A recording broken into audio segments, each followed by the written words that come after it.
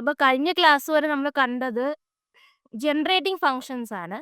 അപ്പോൾ ലാസ്റ്റ് നമ്മൾ നിർത്തിയത് എക്സ്പോണൻഷ്യൽ ഫംഗ്ഷന്റെ ജനറേറ്റിംഗ് ഫംഗ്ഷനിലാണ്. അതിന്റെ 2 ക്വസ്റ്റ്യൻസ് നോക്കിയിട്ട് ഞാൻ അടുത്ത ടോപ്പിക്കിലേക്ക് പോകും.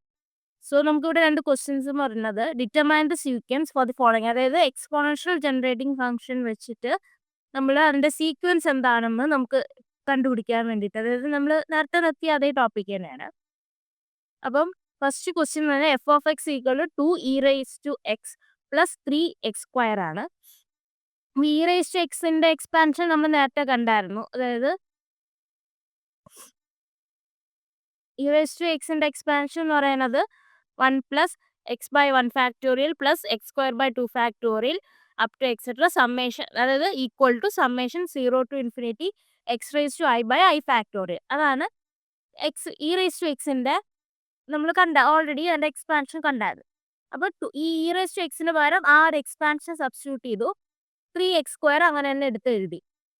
അപ്പോൾ ഇതിനെ നമുക്ക് എക്സ്പാൻഡ് ചെയ്താൽ 2 ഇൻറ്റു ഫസ്റ്റ് 2 ഇൻറ്റു 1 വരും, plus 2x/1 factorial plus 2x²/2 factorial plus 3x², അങ്ങനെയല്ല പോകുന്നത്.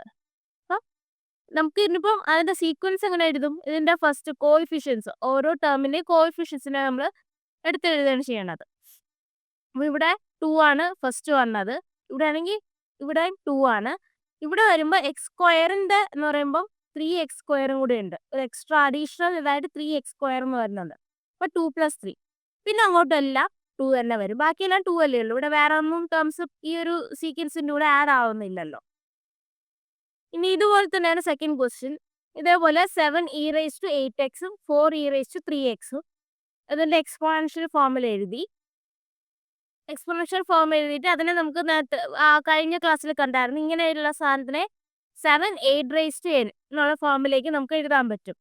അതുപോലെ ഇതിനാണെങ്കിൽ 3n where n equal to 0. ഈ എന്നിന്റെ സ്ഥാനത്ത് 0 1 2 3 അപ് ടു എക്സെട്ര ആ വാല്യൂസ് എല്ലാം സബ്സ്റ്റിറ്റ്യൂട്ട് ചെയ്ത് കൊടുക്കും. അത് എന്നെ ആദ്യം 0 സബ്സ്റ്റിറ്റ്യൂട്ട് ചെയ്യും, അപ്പം നമുക്ക് 3 കിട്ടും.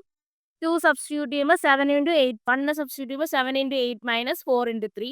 അത് കഴിഞ്ഞ് ഇവിടെ 2 സബ്സ്റ്റിറ്റ്യൂട്ട് ചെയ്യുമ്പോൾ 7 × 8² - 4 × 3², 412 അങ്ങനെ കിട്ടും. ഇതാണ് നമ്മൾ കഴിഞ്ഞ ക്ലാസ്സിൽ വരെ നോക്കിയത്. എനിക്ക് ഇത്രയും മതി. അടുത്ത ക്ലാസ്സിൽ അടുത്ത ടോപ്പിക്ക് നോക്കാം.